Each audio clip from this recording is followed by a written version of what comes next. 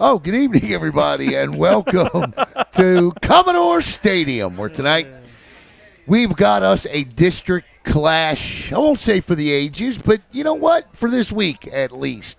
Good evening, everybody. I'm Alan Slaughter-Zinski, joined by my broadcast partner tonight, Nick Donahue, and tonight's game is brought to you by the County Line. Make sure you get on down to the County Line. They've got these amazing line dance lessons. Not that I would know anything about that because I no longer dance anymore, but I'm telling you, if you want to learn how to line dance, the County Line is the place to be. Also, how about crickets? Crickets, spirits, sports, and food.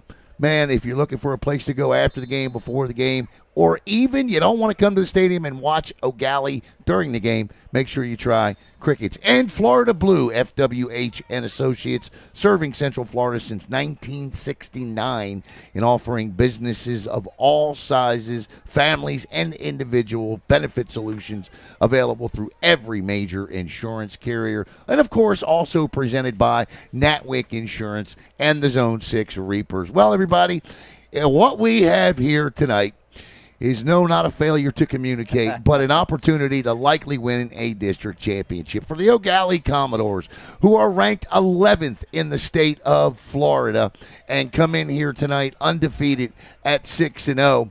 They, Nick, were in the same situation 2 years ago. 2 years ago, yes, They sir. were top 25 in the state. They were 5-0.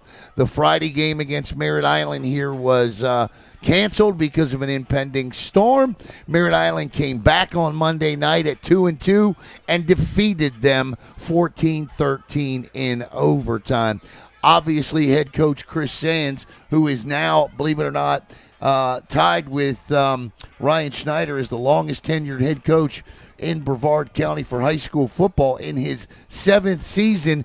Should he pick up career win number 50 tonight, that win will propel him to a district championship.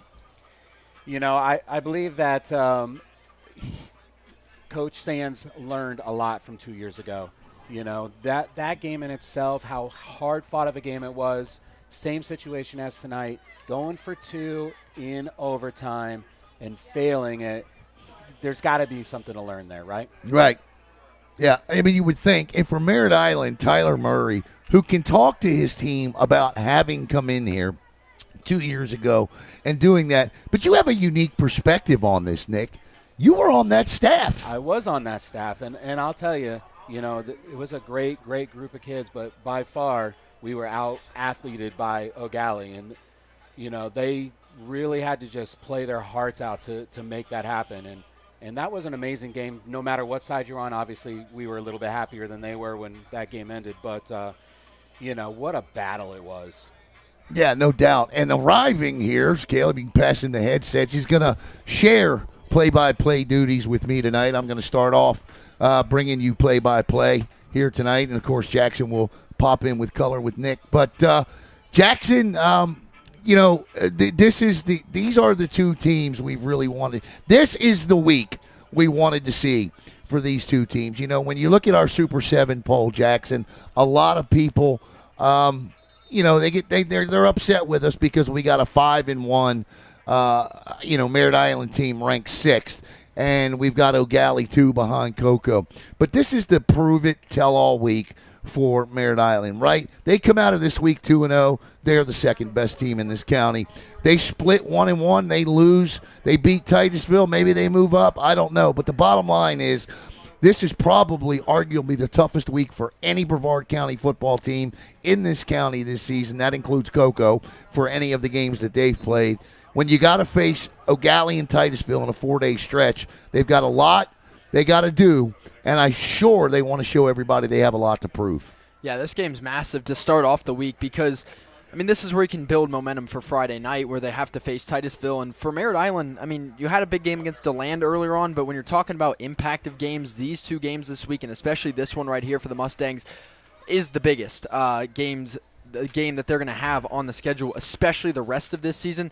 And for them, this is their destiny. I mean, this could be their playoff lives. I think even if they lose both, they may still be able to make it, but they don't want to play the maybe game. They can win these games. Even if they win this game, I think they can be a playoff team regardless. So This is a huge game for them. Their offense is going to test a very, very good Eau Gallie defense, and that's going to be the matchup to watch, really, is going to be that offensive, especially that offensive line for Merritt Island going up against that very strong Eau Gallie front seven. There's going to be a lot of individual matchups to watch in this game, but I think this one's it's going to be a good game, and especially with all the time off, Eau Gallie can't get caught sleeping because Merritt Island is going to be hungry and needing to win this game.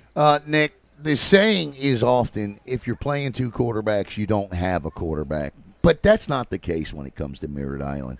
Head coach Tyler Murray is blessed to have two good quarterbacks in sophomore Kevin Verpail and junior Sean Hartman Jr.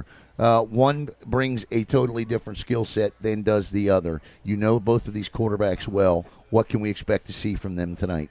It's funny. Looking at them outside in, they look almost like the same dude. They have the same height, the same build, very similar throwing motions. They look very much alike, but they do play the game very much different. Sean Hartman is going to challenge you with his legs and his arms, and Verpail is going to challenge you with his arm, but he's going to challenge you hard with that arm. So it's a great luxury to have two guys like that, and they do a really good job of the rotation of it, keeping both of them kind of involved in being a receiver while they're not playing quarterback. Now, last week, or I should say last game. Yeah, well, Paul's right here real yeah, quick for the national anthem, and Nick will be right back to finish his thoughts.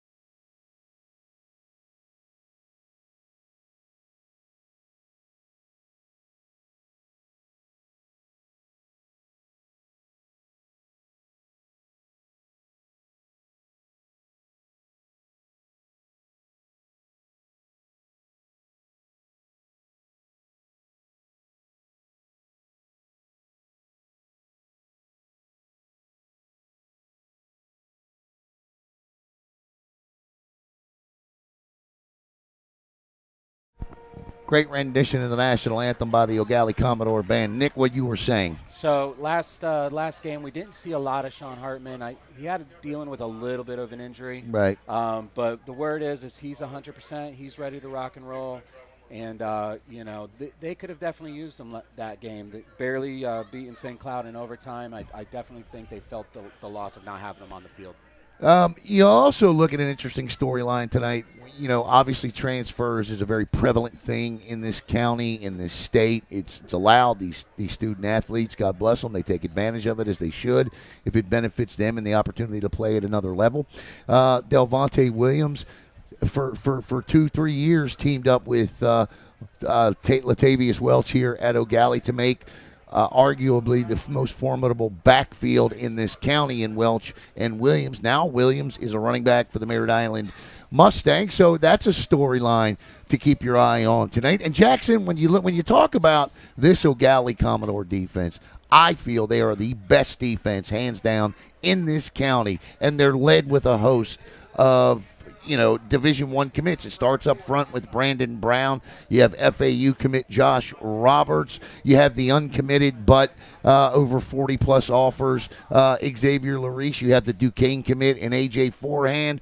All of these guys make plays at every level, Jackson, and it is a big reason why this Eau Gallie defense has pitched 2 shutouts and held 4 of their 6 opponents to 7 points or less. Yeah, it's a very cohesive unit. These are a lot of guys here on this Commodore defense that have played together for a good while. They know how to play off of one another. Their secondary very good with Forehand and Larice and really everybody that they put back there, Jay Latson and company. Up front, though, Brandon Brown.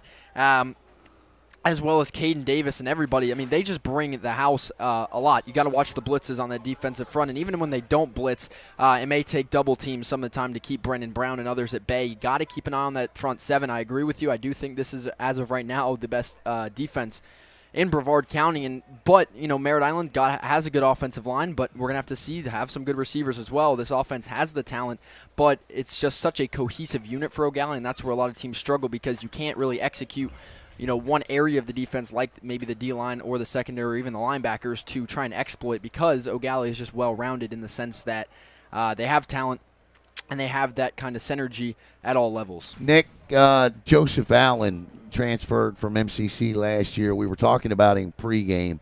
He's got the size, he's got the arm, he's got the tools. And this year, a little shy of 1,100 passing yards and 10 touchdowns. As a guy that really watches the offensive side of the football, what do you like about what you've seen from Joseph Allen? Boy, there is so much to like. I can't even – we don't have enough time to go through all the things that are great about Joseph Allen. And just to watch his growth over the last 2 years coming from MCC, now here at Eau Gallie, you can just see that he's getting more and more comfortable. He's surrounded by athletes all around him. He has the tools, he has the ability, and he's showing it. Yeah. Nick, the offensive line, as Jackson mentioned, for Merritt Island is always been one of those units that generally is undersized but very good at technique. That's not the case this year. They've got a lot of beef up front. Tell us about that Merritt Island offensive line. Alex Schaefer, 6'2", Marshall Connolly, 6'8", Joey Sonnenberg, 6'2", Caden Chmielewski, 5'11", Thomas, 6'1". I mean, we're talking about an average weight of 258 pounds, an average height of 6'2". These are not small young men right here. No. All right, as the Commodores take the field, tonight is going to be a strength-on-strength matchup.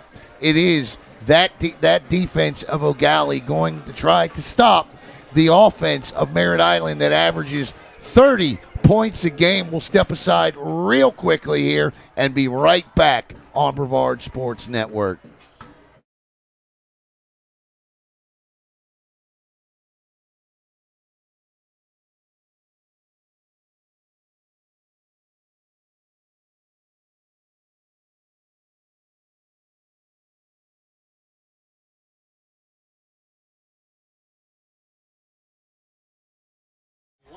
All right, Eau Gallie will be receiving the kickoff to start.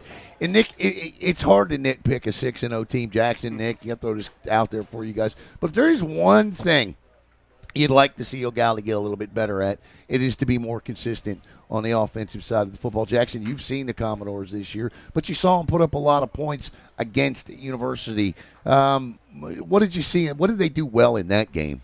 Really everything, honestly. That offense didn't really show a weakness. Joseph Allen was flinging the ball downfield. The Rhode Island commit, Tay Welch, was running it. They were doing really everything right in that game, and that's why it was so surprising. And, as they say, consistency is key. So when it comes out in a 7-3 win over Titusville in which your offense scores none, that's a far cry from what you saw week ago. Luckily now they have a bye week and then some to get that righted. And if they can play like they did against University, I think they'll be just fine tonight. Liam Miller set to kick it off for Merritt Island, number 14, and he puts toe to leather, line drive, not a good kick, and he slipped down. That's the other thing you're going to need to keep an eye on tonight.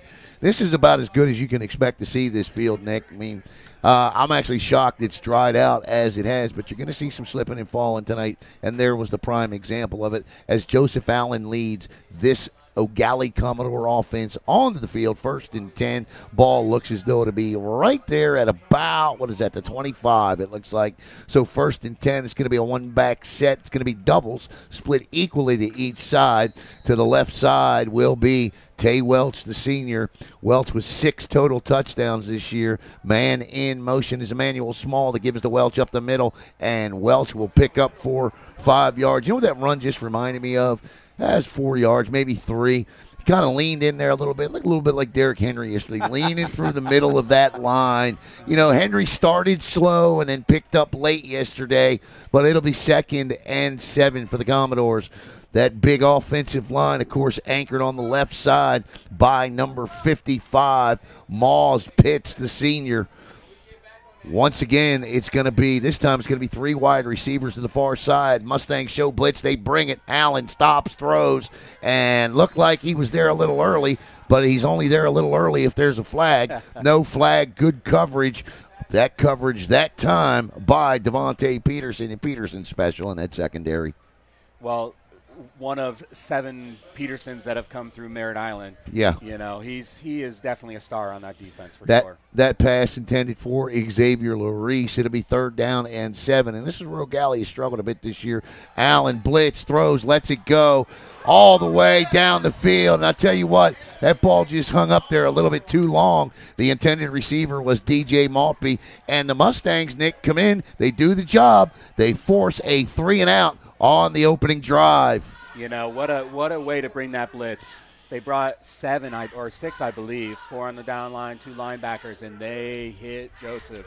He felt that as he released that ball for sure. Jackson, a very good start for that Mustang defense. What'd you see there? What impressed you? Yeah, I love the pressure there. I mean, they got at him at all angles, and trying to throw a deep ball like that when you really can't see downfield with all the defenders in your face is huge, and that's kind of what allows him or forces him, so to speak, to throw that ball long. That's just really good pressure off of a fairly simple blitz. They didn't have to bring too much to get there. That's a pretty good kick right there. Unfortunately, oh, no, it does bounce inside, and it'll go out at the 30-yard line. That's a great kick. That's Xavier Larice back there, who pretty much does it all. I mean, it's incredible. Let's see. That's a 5, 10, 15, 20, 25, 30, 35. That's a 40-yard punt from Xavier Larice as Merritt Island will now take the field. They will not wait. Let's see. And it looks like it's going to be Sean Hartman Jr., Nick. It looks like he's going to start out with Delvonte Williams to his right. Nick, you know this offense better than any. What are they running? Right now, they're probably just – there we go. I was about to say they're probably going to do some type of shift adjustments. Murray is really good with motions, trying to get the defense offset. Well, right now you've got 4 wide receivers, quads to the left, and only 2 guys on them. So we're going to see what happens here. Oh, my goodness. Holy smokes, breaking through quicker than I could even look to the right side of the screen. Who was that? That was A.J. Forehand. A.J. Forehand, the Duquesne commit. Jackson, where did he come from? He was unblocked. He was just over here on the edge, and he even looked surprised when that ball was snapped and nobody picked him up. And he flew straight, and Hartman ran right into him. Here we go, 2nd down and 14 now following the 4-yard loss. And I don't know if we're going to see all that shifting on this play, but it's Delvonte Williams, Hartman. Actually, this is Verpale now. Verpale back there now. Passing situation. And a man in motion. There's the pitch. And tries to turn it upside. He gets going to pick up 4, maybe 5 of the 6 yards. That is a nasty hit right there. Your ball carrier is Doogie Robinson. Who is Doogie Robinson? Actually, I think that was Tobias Semper, number 1. Was that Semper? Yeah, on the jet sweep. Okay. But he's a fast special talent. We're gonna see him a lot of kick returns and a lot of go balls. He's fast and he's elusive. That jersey gets crinkled, that 1 and that 4. But they're both lined up on the same side. You're going to have 3 wide receivers to the top of your screen. Verpale now with Williams. This is 3rd and 6 now. Verpale wants it, and we're going to get a false start here. That's going to back them up, and it's going to be 3rd and 9 now. Yeah, we got a big score update inside this district at the end of the first quarter. Titusville leading Satellite 3-0. Scorpions hanging around early. They did that, Jackson, with Satellite earlier this season. Remember, they kicked a field goal in that one early. So, listen, to look past a Brian Helton defense and that 3-3 stack he runs, I can only tell you would be a mistake. Yeah, and they most likely have to win out for any shot at the playoffs, so they're going to be swinging at anyone they can. Yeah, that's a good point. 3rd down and 11 now for Merritt Island. And this time it's just a straight dive up the middle. It's Delvonte Williams. Williams still on his feet across the 50 before he is brought down. Big run by the former Commodore, now Mustang. And that is a Merritt Island first down, Nick. With a quick peek to the Eau Gallie sideline, a little shake of the head, that felt good for him. Yes, it did. Yes, it did. first down and 10, ball at the 49, and this time it is the pitch to the other side, and Eau Gallie all over it, but refusing to go down at the moment is Tobias Semper. He does go down. It will be a loss of 2. We'll call it 2nd and 12 at this moment. You know, Merritt Island loves to have that no huddle offense. They like to move fast. You know, you're going to see every first down, you're going to see them get to the ball and get a play run as quickly as possible. Back to Hartman at quarterback, it looks like. No, I think, is that Hartman? Yeah. I can't tell. I Hartman, told you they look just alike, Hartman, don't they? Yeah. Yeah, they do, man. And we got another flag on the play. And this is going to be another false start. So this is now going to make it 2nd and 16 for the Mustangs. And the one thing they can ill afford to do, because that Eau Gallie defense is so good, they're going to wear you down as the night progresses. You cannot continuously play behind the sticks against them. 2nd and 16 now, 17. Play call comes in. Nick, I'm just going to check with you on this, but is it Bailey Herring still the OC? Yes, correct. Okay. And this is Hartman on the keeper. Hartman will get back to the original line of scrimmage, so it'll be 3rd and 10 now. Your OC is Bailey Herring. The defensive coordinator for the Commodores is Coach Hall and Marquise Ramos. Big thing is here, too, you're across midfield. I don't know what Merritt Island's game planning for, but if you're thinking about going for it on 4th down, you could try and play not necessarily just to get the first down here, but to make it 4th and short. Yeah, that's good. That's a good point, Jackson, because, I mean, what do you have to lose tonight going up against, Eau Gallie? I mean, you want to pull out all the stops tonight, and I would think inside the 50 with what your defense just did, if you can pick up 5 or 6 here, I think it's a no-brainer to go for it on 4th down. It is 3rd and 10. Hartman, bad snap, rolls to his right, looking to get outside. He has nobody. He throws. That's not a good pass, and it is picked off down the. This is going to be an Eau Gallie Commodore pick 6. Touchdown, Commodores, A.J. Forehand, and in the blink of an eye, that defense does what they've done all year, Nick, shutting it down. And this is what we were looking to see. We were going to see if Merritt Island's offense can hold up to Eau Gallie's defense. Offense is the strength of this team of Merritt Island, but defense is the strength of Eau Gallie. And they say defense wins championships. Nick, let me ask you this. Not a good throw by Hartman. He rolls to his right. What did you see there? I think, in a game like this, you have to eliminate the ability to make mistakes like that. Just tuck it and run. Get your 4 yards, get your 5 yards. Don't try to be the superhero. Get what you can get and get on to the next play. Yeah, Jackson, I think that's what, Nick is saying there is exactly the point you made previous. Snap, hold, kick, good. And with 6:36 to go in the first quarter, it is the Commodore defense that strikes first. A.J. Forehand on a 60-yard pick 6. And Eau Gallie leads it 7-0.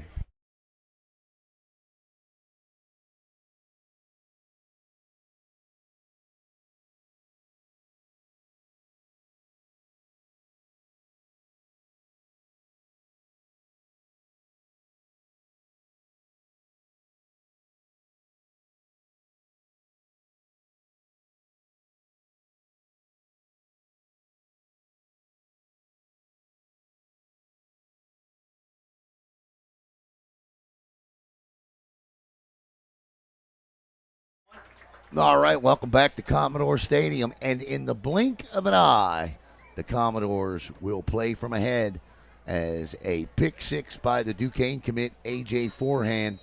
And the Commodores lead it 7-0. And here's the kickoff following the touchdown. And it's a good kick that angles to the corner and will get into the end zone on the touchback. And it'll be Merritt Island football, 1st and 10. Nick, let's go back to the interception. Break it down a little further. I think, like we were talking about, I believe that in a game like this, you got to try to eliminate mistakes like that. You can't afford the opportunity to give the ball up. He had 2 receivers. They weren't, you could say, open. But rolling out like that against a defense like this, you've got to know that they've got so many stars on that defense that you just need to tuck and run that ball. And being just a junior, Sean will learn. You play for another day, play for another down. Yeah, probably wise there just to go ahead and maybe take a 2-yard gain and go for it, as Jackson had suggested, on 4th down. So it'll be 1st and 10 now from the 20 as this is the water break, and I want to take this opportunity to thank, of course, all of our great sponsors. And, of course, you see at the top of your screen there the County Line and Crickets, Spirits, Wings, Music, Crickets, Spirits, Sports, and Food. Have a good time at the County Line or Crickets, who proudly sponsor youth and prep sports here in Brevard County. 1st and 10. 5 wide receiver set, 3 at the top of the screen. This is going to be Hartman on a keeper, and I do like and here's what I do like as a former quarterback. I will say this: when I threw a pick, well, I didn't have a guy. I didn't play in a dueling quarterback system, but to put Sean right back out there, listen, no worries, let's go get it back. Absolutely. Couldn't agree more. I like that. It's going to be Williams to the left of Hartman. It's going to be 3 at the top of the screen. Turns, gives to Williams. Williams stutter steps through the hole, cuts back. He's going to pick up 3. It's going to be 3rd and 5. And I guess my only issue with the play calling to this point would be you had Delvonte Williams bust through on a big run. I probably, and you see him there, pick up maybe 4 more. I'd keep feeding 8. Yeah, I agree. That was a huge play earlier on in this game, and he's your lead back. He's one of the top 10 running backs in Brevard County right now, yardage-wise. And, you can run on 1st down and then, set up your offense that way. The passing game, especially coming off an interception, you got to keep in mind you have Williams in the backfield. And this time it's for Pale, and I said 8, it's 6. Keep feeding 6 for Pale. Twist ball, throws across. A beautiful strike. 1st down and more for the Commodore, or for the Mustangs, out across their own 40 to the 42, and that's a beautiful pitch and catch there. To that, I know for a fact, was Doogie Robinson, number 4. Like what Verpale did there, a lot of good pocket presence, didn't get happy feet. Pocket started to collapse. He just stood tall, stepped up in the pocket, and threw that one over the middle. Big gain. No doubt about it. Now keep your eye on Hartman, because he can catch the ball too. He's lined up to the near side wide, doubles. This time they give to Williams, and Williams is stopped by Mr. Pick 6, A.J. Forehand, as we approach the 4:30 or 4:45 mark here to play in quarter number 1. 7-0 Eau Gallie on a 60-yard pick 6 by the aforementioned A.J. Forehand. It's going to be 2nd and 11, and here we go again. Merritt Island playing from behind the sticks. It may only be a yard, but it's a theme here in these opening drives. Williams to the left, the man in motion, and that is going to be a 3rd pre-snap infraction by, or that's actually going to be offsides. Yeah. That was a great hard jump there. That's a good. I was wondering if he was going to call a false start, but it gets the Commodores to jump. It's going to be 2nd down, and we'll call it a short 7, long 6 here. Double stacked on top of each other, equally to each side. The back in the backfield next to Verpale is Delvonte Williams, and this is a pass out to the wide receiver, number 4, Doogie Robinson, and nothing going, and that's going to bring up 3rd and 6 for Verpale and the offense. Yeah, that's a drop you'll take, which is rare, but that one would have gone for a loss if he didn't drop that ball. So, it hurts to reset the down to 3rd, but you don't lose any more yardage there, thankfully. That's a good point. So to the near side looks like it's going to line up Tobias Semper along with Sean Hartman. To the top of your screen, it's going to be Doogie Robinson and Deshaun Thomas. Williams to the right of Verpale. And it's 3rd and 6. Man in motion is Semper. Semper back to the far side. And that's just a great play there by the FAU commit. And I love this young man. He seemingly has sprouted a couple of inches over the summer, but he's going to play his football at FAU next year. Great play by Josh Roberts, and that's going to bring up 4th and 6. And this is where you tell your punter, Jackson, you see that guy standing down there at the 15-yard line? Son, I swear if you kick it anywhere near him, you will not see the field again the rest of the night. Yeah, I would definitely avoid Xavier Larice here, especially the fact that the last touchdown he gave up was a defensive one. Don't need to give up one to special teams as well. Got to give your defense a chance. No, I would not be kicking this to Xavier Larice at all. And good snap. And he angles it away from Xavier. The ball is going to take a Mustang bounce down to the – that's a good punt. Kept it away from Larice, got it to bounce, and it'll be 1st and 10 for the Commodores at their own 12-yard line. I feel like we haven't seen the Commodores offense in forever here, so let's see what head coach Chris Sands and this Commodore team do offensively. Again, your offensive coordinator is Trent Guy. So let's see what Coach Guy has on tap for the Mustangs.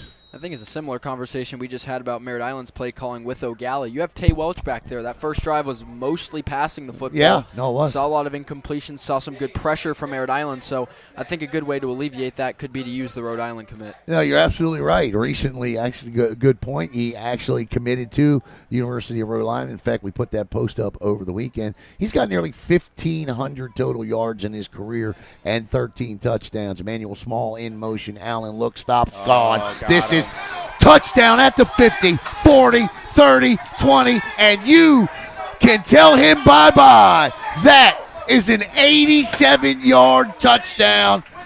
Joseph Allen with a beautiful pitch and catch to number 7, Mekhi Biggs. Jackson, what'd you see? Can't draw that one up any better. That's just a seam route, slight inside post there, and he let him, doesn't put it too far over the top, and really just right on the inside away from any DB. That's a perfectly thrown ball by Allen that just lets Biggs take off down the field, and no one's going to catch him in open field. And you know what? The coaches had to see something to throw that play on first down.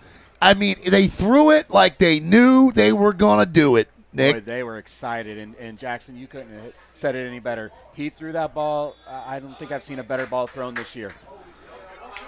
Extra points, no good, though. Outstanding play call, and 88 yards later, the score.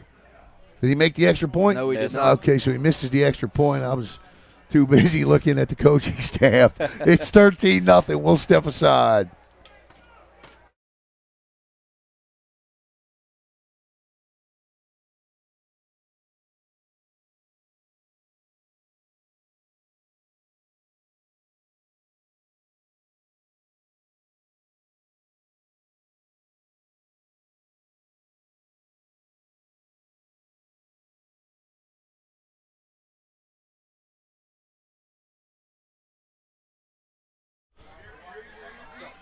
Welcome back. We were just talking about on a play like that, Nick, we have seen, in Jackson, we have seen Merritt Island trying to pressure Joseph Allen, stack that box with 7, maybe 8 guys. But Eau Gallie has too much speed, and that is the end result, gentlemen. Yeah, that's where you need safeties over the top as well. Those one-on-one coverages are hard. Onside kick, onside. And they recovered it. Eau Gallie recovered this. No, Merritt Island did. Wow, he had it in his hands. Kicker had it. Yeah, he did have it. Good onside kick, though. So go ahead, Jackson. I'm sorry. But, yeah, that's where you just got to have safeties over the top if you're Merritt Island, and hopefully they make that adjustment because Eau Gallie just has too much speed for one-on-one coverage. Even if you have some incredible corners, sometimes you can just beat coverage with pure speed there, and that's what Eau Gallie's been able to do, and that's where you kind of compromise some of those safeties by bringing more up front, and that's an adjustment they just need to make at this point. 3:25 to go here in the opening quarter. And, Nick, if you're Merritt Island here, what's do you deviate from anything? Are you panicking? Obviously the answer to no, but they have to feel like they got to put this ball, at least put some points on the board. Yeah, but I think we all could say it together. Run the ball, right? Yeah. Run the ball. Doesn't look like that's going to be the case. So it's 1st and 10. The ball is dead on the midfield stripe here. And nope, play action. And Verpale throws Has deep. Got a wide receiver. Caught. Great catch. Beautiful. And how about the throw from Verpale as Doogie Robinson hauls it in. First down, and I think that's goal to go inside the Crickets red zone. Beautiful throw, beautiful catch. Boy, open mouth, insert foot right there, huh? Well, Beautiful throw. we can't be right all the time, but that play action sucked him in. And I tell you what, he threw that ball over top. It's not like the coverage wasn't there. No, it was just a great ball again, and the safety just a little late to get over the top and bring that double coverage. Gets Robinson behind the defense, and that's just a great ball where only he can get it. Back-to-back great throws by these quarterbacks. Verpale now turns, and this time he does give off to Williams. Williams stacked up on the inside, but we'll see where they mark it.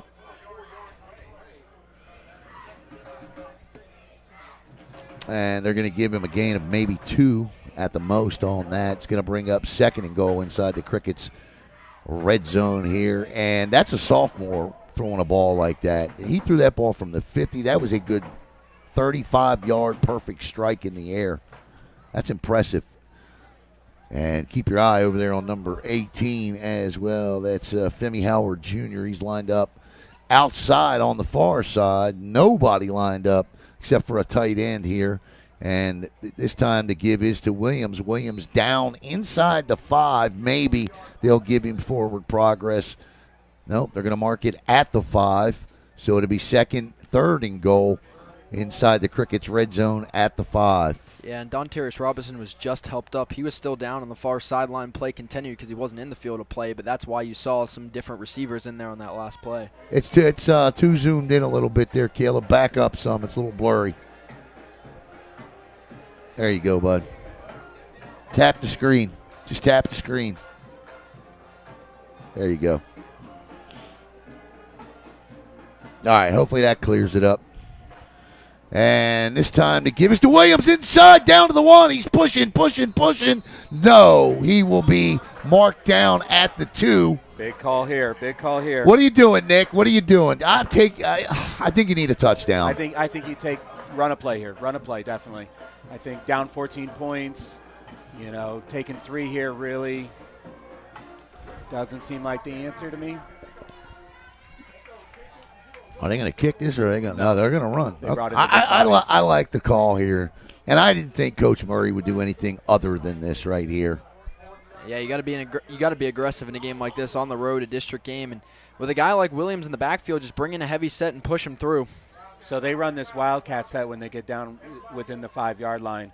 Deshaun Thomas there taking the ball as a quarterback. So Deshaun Thomas, the deep back here, in the wildcat. They fake the jet sweep. Thomas up the middle, and the Commodores are going to stop it. Wow. And that is going to be a turnover on downs at the 1-yard line as this Eau Gallie defense, after allowing the big 38-yard pass play down inside the 10, keeps the Mustangs out. Nick? What a stick, huh? Yeah. Holy crap. That's about all you can say. He had a full head of motion, Deshaun Thomas. I thought he was sure in. And, boy, they stood him right up, just man-to-man, and that was a heck of a hit. 13-0 thanks to an A.J. forehand pick 6 and an 88-yard touchdown pass from Joseph Allen to Mekhi Biggs. And you know what? I wouldn't be at all shocked if they ran that same play from this side of the field right here. Yeah, got to be weary in your own end zone. O-line's got to be big here. Yeah, they do. And they do. They throw a little wide receiver screen to Larice, and Larice gives them Brandon. Larice breaks 3.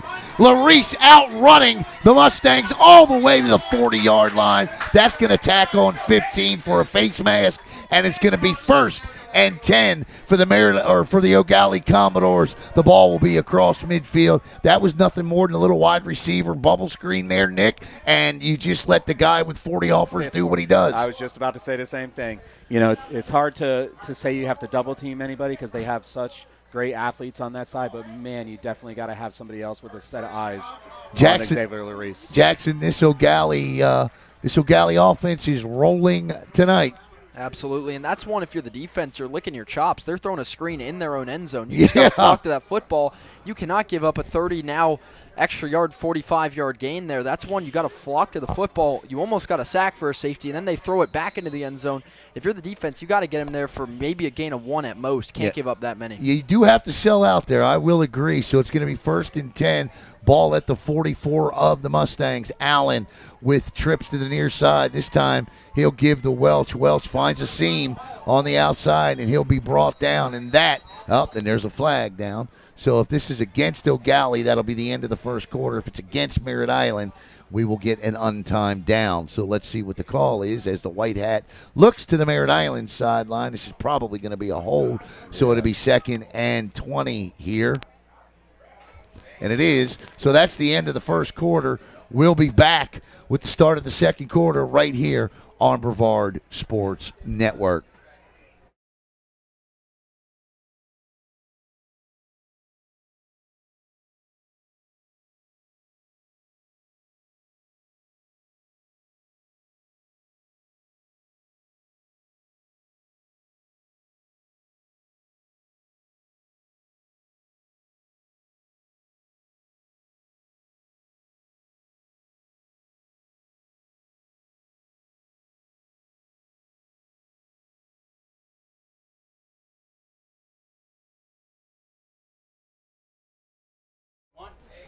All right, welcome back here. And again, we want to thank all of our great sponsors here tonight on Brevard Sports Network. Of course, want to thank all 144 of you watching live right now here on BSN. Of course, Natwick Insurance. Natwick powered by, or BSN is powered by Natwick Insurance. And, of course, the Zone 6 Reapers. And I'll be doing a lot more with them once the high school football season ends. Zone 6 Reaper 7v7 and athletic training. Here to bring you all the action in the second quarter. The uncommitted Jackson Robb. It'll be first down. Eau Gallie set up at their own 44-yard line. It'll be first down and 20 after the holding penalty. One high safety, it looks like, for the Mustangs. Corners playing a few yards off. Already an adjustment we see there. 1st and 10 Commodores from their own 44. Allen turns, tosses it to Welch. Welch looking to the outside, trying to get all the way to the edge, and finally runs out of real estate. He'll pick up about 4 or 5 yards on first. It'll bring up 2nd down and long for Eau Gallie, still on their side of the 50. That's a good job by veteran running back Nick, who just simply didn't have anything but still managed to pick up, 4 yards maybe, because they had him dead to rights. Yeah, stretch it out. Maybe eventually you'll get a gap. 4 yards on first down is definitely what you're looking for. It'll be 2nd down and about 16 for Eau Gallie at their own 48-yard line. Allen in the shotgun again. Bunch set up front, 1 receiver either side. I got to make this. Go Jackson, I'll say Allen so. drops back to pass. 2nd down, lets one fly deep, going for Larice. 50-50 ball, and overthrown by about a yard or two in coverage back there was number 21 for Merritt Island. That would be Zachary Olson. That's going to bring up 3rd and long for the Commodores. Olson catches a break there because he certainly had a hold of Larice's arm on that one. Martell Stevens, my man, wants you to plug in on CFAT. Make sure his headset's plugged. Make sure his headset's plugged in. I love it. We got it right here. There you go, Martell. All right. It'll be 3rd down and 16 for Eau Gallie now, looking to get all the way to the Merritt Island 34 for a first down. It'll be 3rd and 17 then, as Allen in the shotgun brings a man in motion, fakes give to him right up the middle. Welch hit immediately for a loss in the backfield there by number 60 for Merritt Island. Getting the TFL, that's Alex Schaefer, and 4th and long, and Eau Gallie, after a big play to start the drive, is going to end up having to punt from their own side of the 50. That's a great job by Schaefer to bust that gap and get in there and just hang on. An absolutely needed stop right there. Oh, I would say so. Great textbook defense there by Merritt Island on 3rd down and long. Larice back to punt for the 2nd time tonight on 3 drives. And back deep to return for Merritt Island looks to be number 4, Dontarius Robinson. Low snap, ball drop. Larice is lit up, ball on the ground. Picked up by Merritt Island, 1 man to beat. And he's going to be brought down inside the 15. It'll be first down, Merritt Island inside the red zone. It's a touchdown-saving tackle for Josh Roberts. But what a play there on the scoop and run by Cortland Campbell as Larice dropped the snap. And Campbell picked it up and nearly scored it. Now the Mustangs starting in the red zone looking to cash in. If ever a team needed a break, that was it right there. Great stop on defense and a great turnover there on special teams. These are the little things that something like Hurricane Milton and losing practices cost you. Absolutely. The crispness of making a play like that. If I know right, I think they practiced on Monday. They had the opportunity to practice on Saturday, Sunday if they could, but not necessarily everybody was back in town. You could have players still evacuated. There's a lot of things that could have been factors there. Yep. After their last drive ended inside the 5-yard line on a turnover on downs, the Mustangs take over back at the Eau Gallie 15-yard line. It's Verpale in the shotgun with Delvonte Williams for first down and 10 after the muff snap, scoop, and return for Merritt Island. Williams to Verpale's left. Heavy set up front for the Mustangs. Yep. That's going to be early movement on Merritt Island.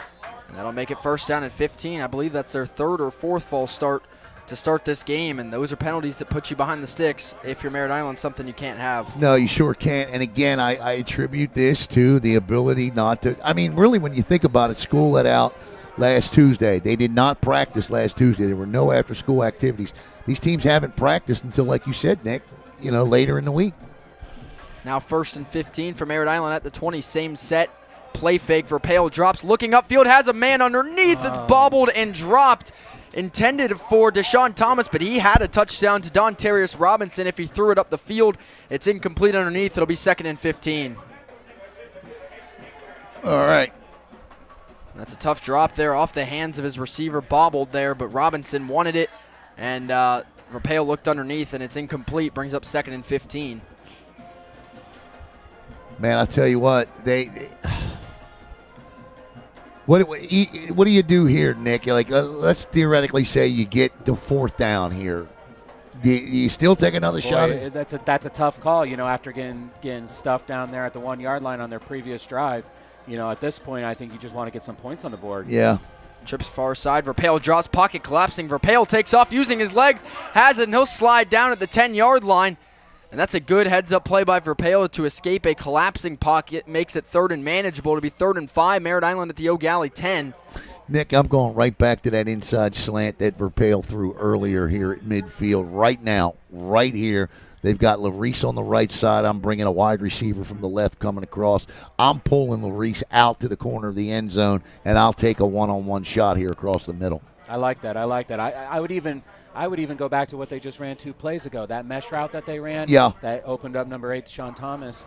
Flip the play, run it from the other side. You might have an opportunity there. Yep. Heavy set, 3rd down and 5. Verpale, low snap, brings it up, throwing outside, wide open, caught inside the 5.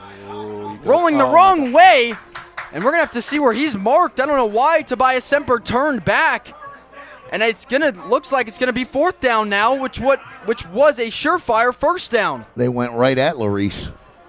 Sometimes as a receiver, not sometimes, all the time, you need to know where the sticks are, and you need to know what distance you need to get.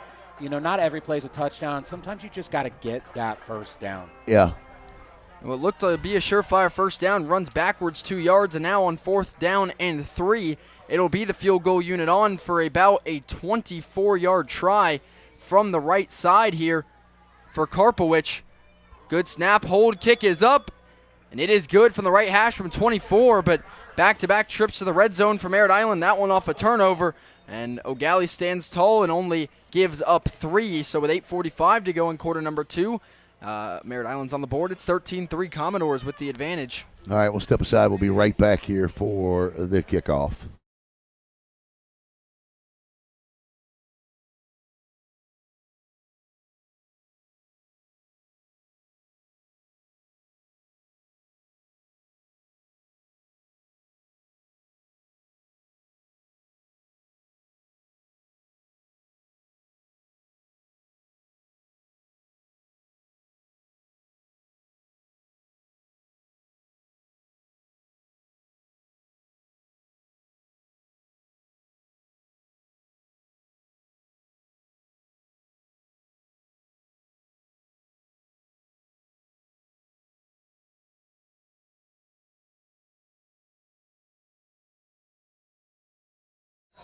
So our very own Jackson Robb is a world traveler, at least an East Coast traveler. So he just got back from Charlotte, North Carolina about 2 hours ago, where he was at the NASCAR race yesterday. And Jackson, after this kickoff,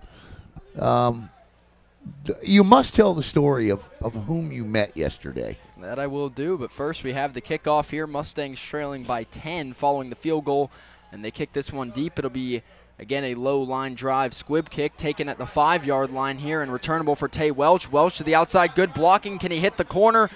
Welch will get across the 30 and be brought down. That's where Eau Gallie will set up first down and 10. So Jackson, you're in Charlotte yesterday. You got the hot pit passes, right? So you got all the good stuff that you need to really enjoy a NASCAR race. What happened? Yeah, well, I was hanging around the media center watching the drivers go in for the drivers' meeting. And I look out of the corner of my eye and see quite a tall individual. That would be Michael Jordan, none other than the best basketball player of all time. And, so he's walking the other way. I end up chasing him all the way across the garages. And don't blame you. Not taking pictures with anyone, but I got the chance to talk to him and got a handshake and had a quick conversation, but one that I guess was an exclusive conversation. No pictures. No. But he did like your shoes. Yes, he did. Wasn't able to lock down the BSN interview either. That's all right. That's okay. We'll get him next year. Yeah. First down and 10. Eau Gallie will turn and hand off to Tay Welch. Welch getting to the outside, cuts it up the seam. Oh my. He'll have a first down across the 40. Lowers his shoulder and gets 3 more. First down, Eau Gallie. And nice run there by Welch. Didn't really turn on the jets till later in the run, but didn't really need to. Had the room to run. Gets him across the 40. That will be an Eau Gallie first down. That's where, Tay Welch is such a special back.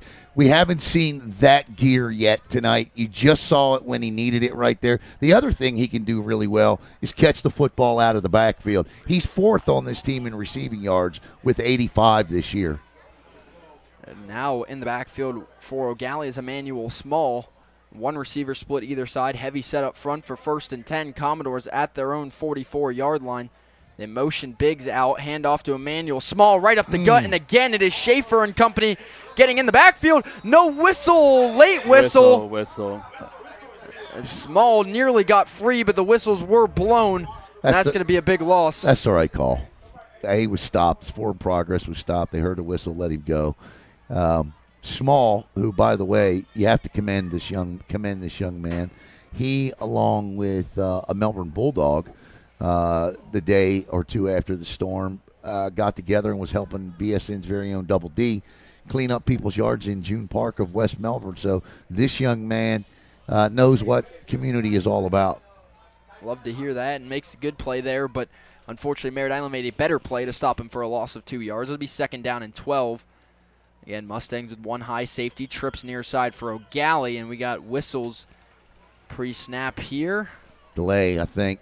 Does feel like that. It'll be a delay of game on Eau Gallie, and that's going to add to the negative yardage they accumulated on first, make it now 2nd and 17 for the Commodores back to their own 36-yard line. That's a penalty you just can't have. Nope. With the drive going down the field, 7 minutes to go in the second quarter. Trips near side for the Commodores. 1 receiver far. It's 2nd and 17. Allen play fakes, throws a quick slant, wide open, but it's dropped. Certainly catchable DJ ball. Maltzby. Yeah, and Maltzby, as we were discussing before the game, not going to hide from film with those gloves and shoes. So, that's a catchable ball. A little high, but nonetheless a catchable ball. That's when he just lost trying to bring it in tight, and that's when he got a haul in. He was open on a quick slant.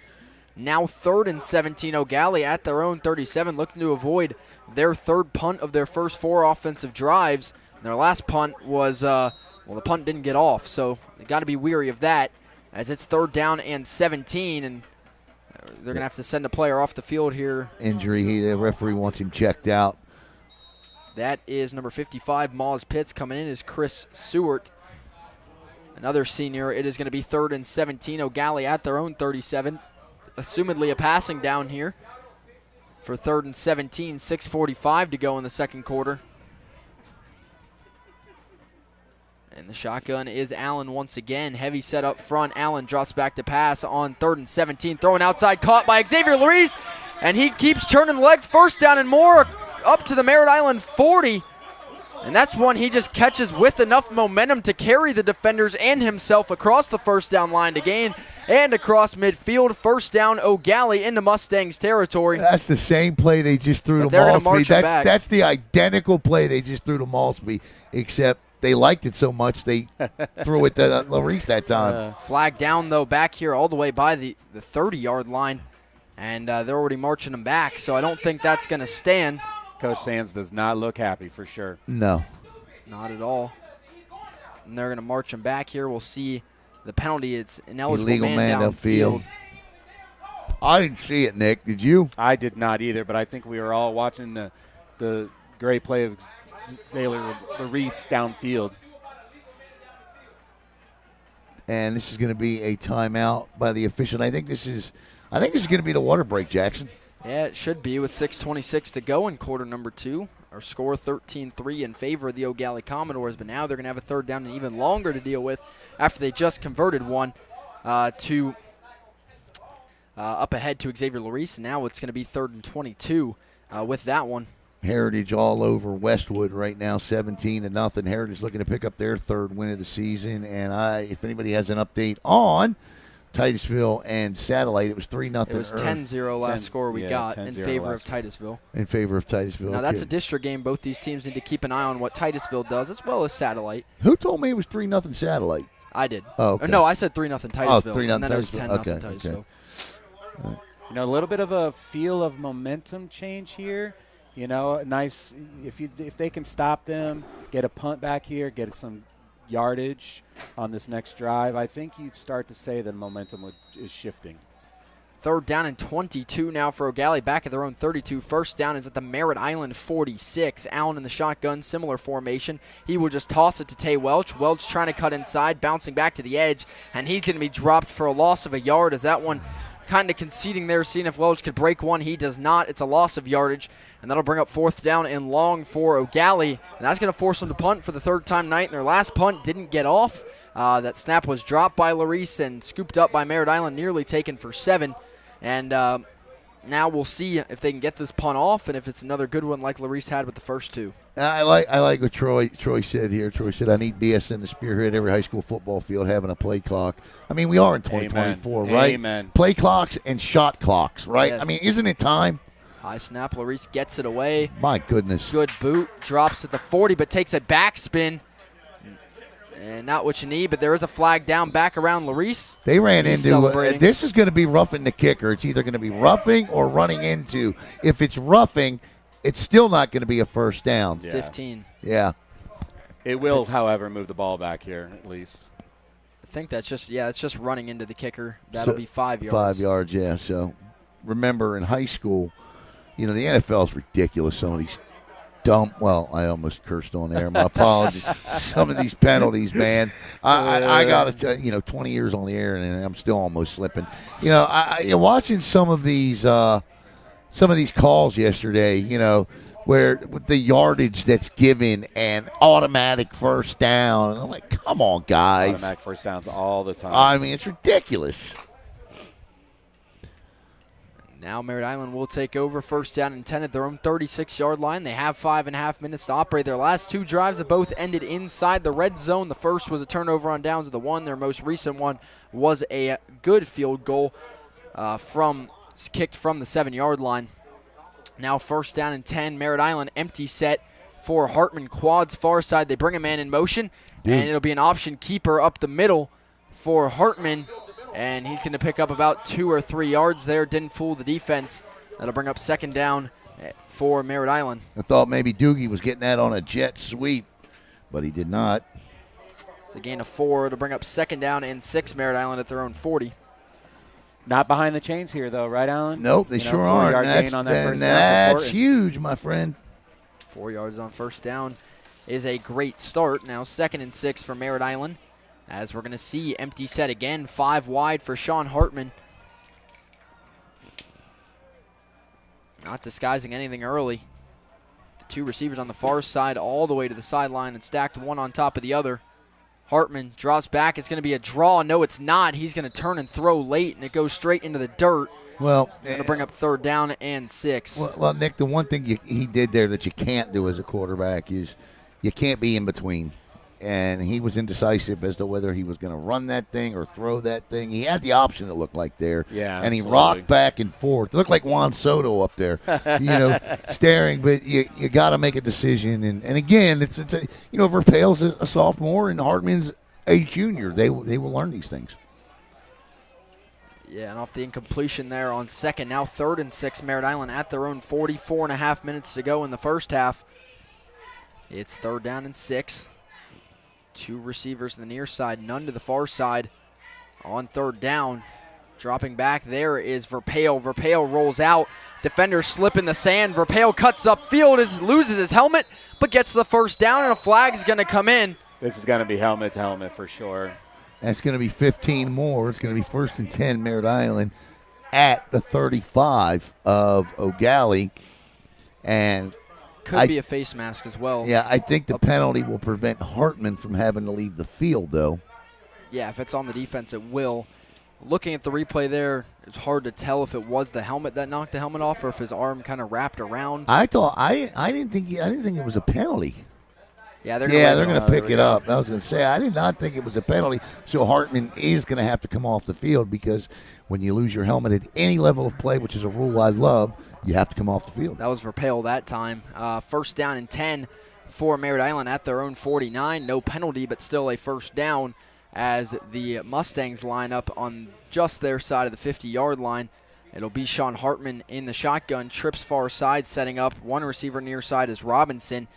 And it's Delvonte Williams to Hartman's left. I want to say hello to DJ W. Williams, Cindy Ryle, Alan Haynes, Greg Carnes, and company. Eau Gallie showed blitz and brought it. Williams goes to the other side of the blitz, picks up about 2 or 3 yards across midfield to bring up 2nd down and about 6 or 7 for the let's see here. Mustangs. Alan Haynes says, we thinking Eau Gallie could beat Cocoa this year if they played. Whoa. Boy, if that's not the talk of the county this whole season, huh? Slow down a little bit there. Whoa. Favorite words in sports, what if? What if? Handoff up the middle, Delvonte Williams on 2nd and 6, carries defenders inside the 45, and that's going to set him up for a 3rd and short for Merritt Island. Wouldn't doubt that they could keep this ball on the ground again to try and pick this one up. That was a great cut. He cut all the way to backside there, lost no momentum making that cut. That was impressive.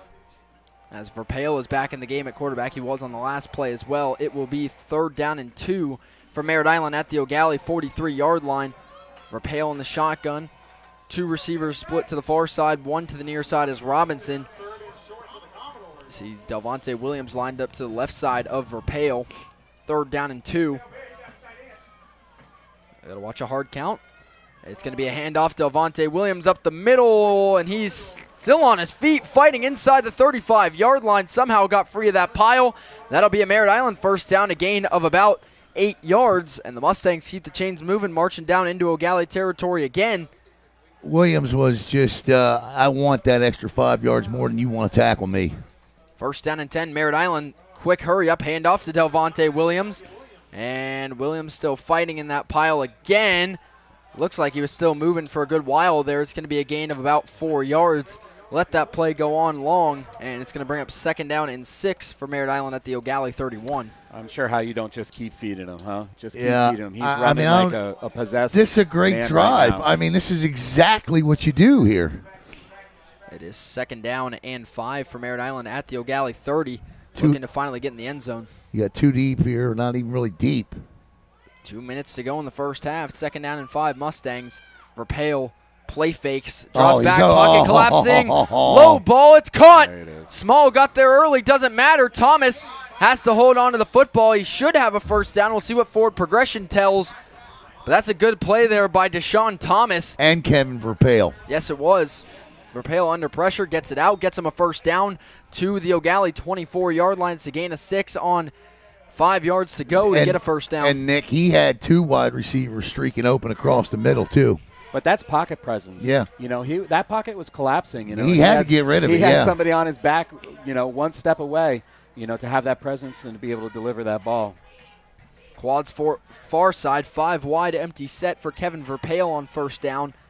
He will drop back to pass, has the screen if he wants it. Verpail steps up, somehow slips free of the pressure, And he'll pick up about 2 yards on first, make it 2nd and 8. That's a slick little play right there from It Larch. is a slick play, but they got 4 on 2. They got 4 receivers to 2 DBs. I'm not sure why they don't just throw that ball over there. That's the second time they had not executed absolutely. that play tonight. That'll take us to a timeout here with 1:07 to play in the first half.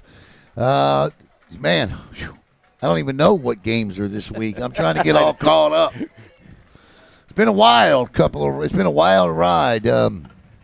Everybody make it through the storm okay, I hope and pray. I know, Nick, you said you just got your power back on today. The trucks were in front of the house working on it when I left. We don't want to jinx it. We don't want to jinx it. Fingers crossed. All right. How about you, Jackson? You lose your power or anything? No, all was well. I stayed up all night for no reason, but I think I was the Weather Channel's top watcher for a day. So I think we all were. it was all right. Except for Alan. Alan was sleeping. Yeah, Jackson, are you starting to become one of those off-kilter weather nuts like myself? It was fun to watch. Yes, it is. I was keeping an eye out, watching that eye come over Brevard, but luckily I had nothing going on at my house. You know what the good news is Coco's not playing tonight, so if you're keeping an eye on the chat right now, it has begun. Yeah.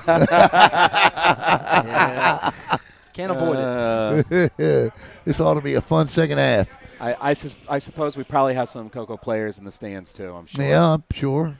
2nd down and 8 for Merritt Island. 2 timeouts left in 1 minute and 7 seconds. Knocking on the door of Eau Gallie's red zone. Eau Gallie shows blitz, brings it with Emmanuel Small. Handoff to Delvonte Williams. Williams cutting outside, back inside. What a run. Down to the 15. That's I think he'll be a yard run. short. Great run. He just kept stepping and cutting and stepping and cutting. 2 jump cuts there while keeping that momentum forward. That's a great run. It will be 3rd down and 1 for Merritt Island at the Eau Gallie 15. They're letting the clock bleed. 40 seconds to go in the first half. Clock still ticking as Rapale looking to get lined up here. And Merritt Island will get the ball to start the second half. They could go back to back here. Trips near side, 3rd and 1. Rapale turns, gives to Delvonte Williams. Williams has a 1st down and more, trying to get to the edge. Flag comes in, though, on the near side of the line. And the clock stops with only 22 seconds to go in the quarter. Merritt Island still has 2 timeouts. Yeah, well, this is coming back because of a hold. I don't know who he threw it against, but no, it's going to be against Eau Gallie. That's what Merritt Island's demeanor seems to tell. Is he going to go hold on the defense because he signaled hold? Oh, we'll wait for the call here. This is big either way, especially with the time. It's a defensive hold. Yeah, it is a defensive hold On a run play. Yeah. Not something you see too often. You don't? I saw it I actually saw this called one time in the Super Bowl on a touchdown. And the touchdown was, stood because it was defensive holding. It was crazy. Everybody's like, it's coming back. It's coming back with the Giants and the Ravens in 2000. It was crazy. I know. It looks like Merritt Island takes their 2nd timeout, I believe, of the first half. 22 seconds. Now they're at the 5-yard line, and they've been down here once tonight. Could not cash in from this distance. This time they absolutely have to. They have a chance to go 2 for 1 coming into the second half as well if you're only down 3. If the Mustangs can score here, they're in a good spot. Nick, I'm bunching everybody together.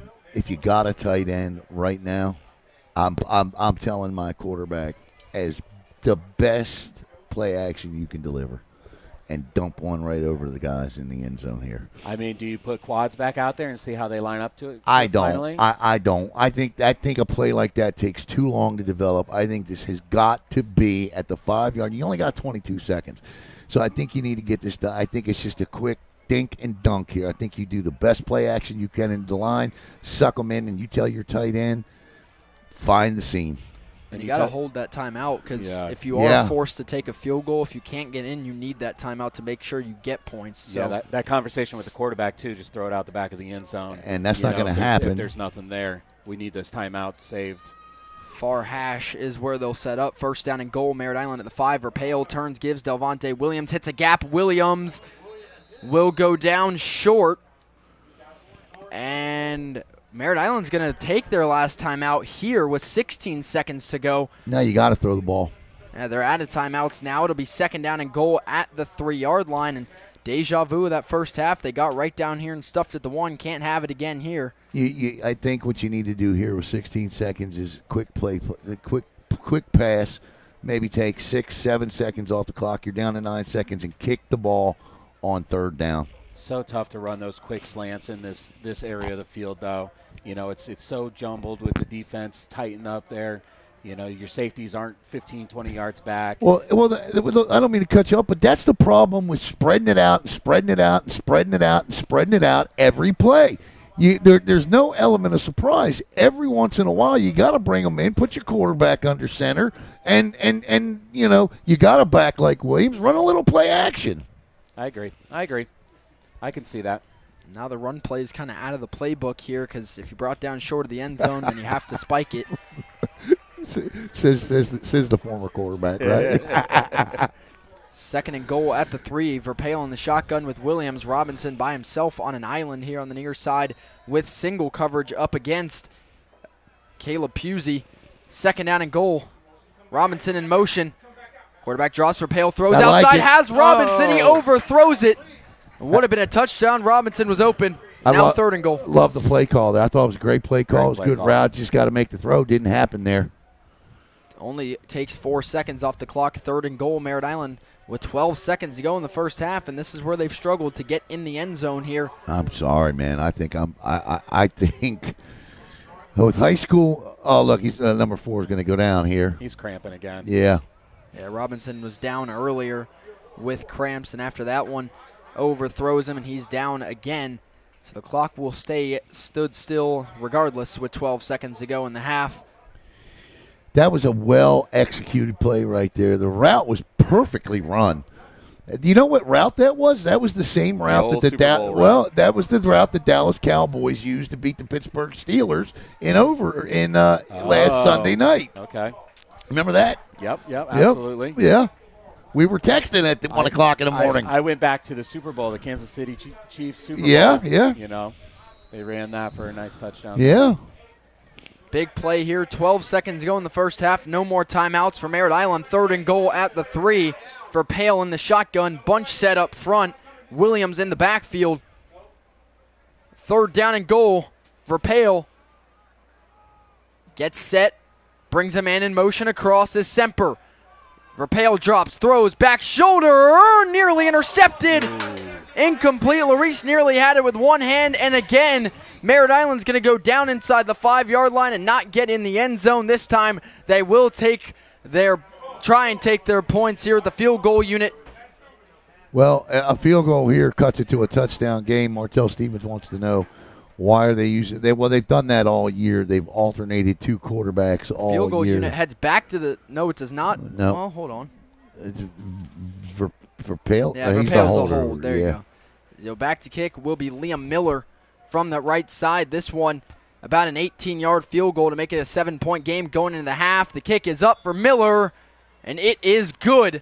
And with only 2 seconds to go in the first half, Mustangs cut into Eau Gallie's lead again. It's only a 7-point game, 13-6, and Merritt Island will get the ball out of the half. Not the worst case scenario there, but again, Merritt Island gets inside the 5 and can't get in the end zone. Of course, you think about ifs and would-haves and could-haves, and we know the situation with ifs and aunts and uncles, right? So, I mean, we won't get into all that. But bottom line is, had Merritt Island been able to cash in on one of those trips in the red zone previous, we'd have a tie ball game right now.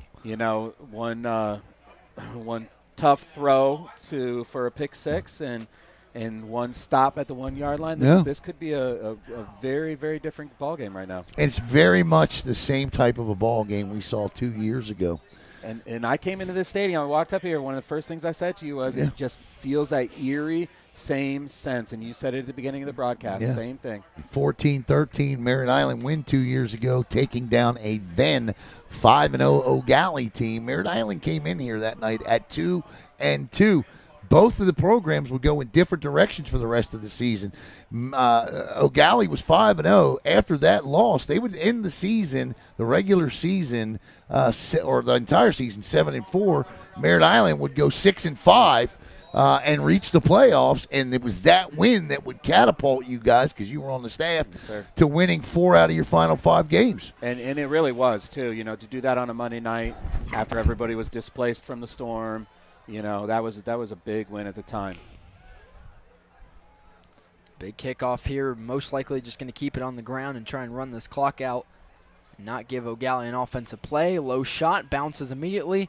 And it will be taken off the bounce. Clock will run out on the return here and gets across the 35, but that will end the first half. The Commodores holding a slim lead over Merritt Island at halftime here, 13-6. The momentum seems to be with Merritt Island, and they will get the ball first when we come back out to start the second half. All right, here's what we're going to do. So we're going to put it on mute, and then we'll let the band get set up, and Caleb will let you hear the halftime band brought to you by Natwick Insurance, and then we'll be back with the second half. Jackson Robb on the call. Nick and I are breaking down all the plays. So we'll step aside. Your halftime score is Eau Gallie 13, Merritt Island 6.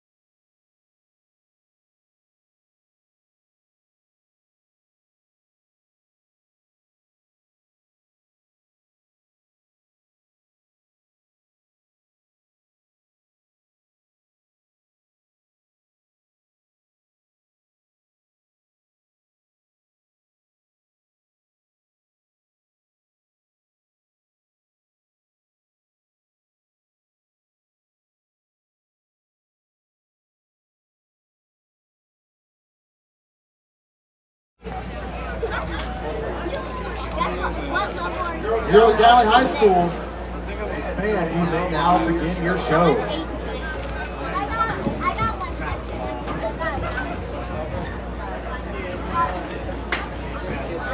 I'm going to wiggle it.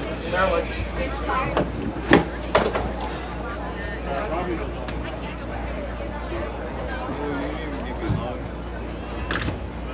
You thought I was somewhere else. Did you see me? You were right there. Did you see me? Yes. I saw the sign. I saw the sign.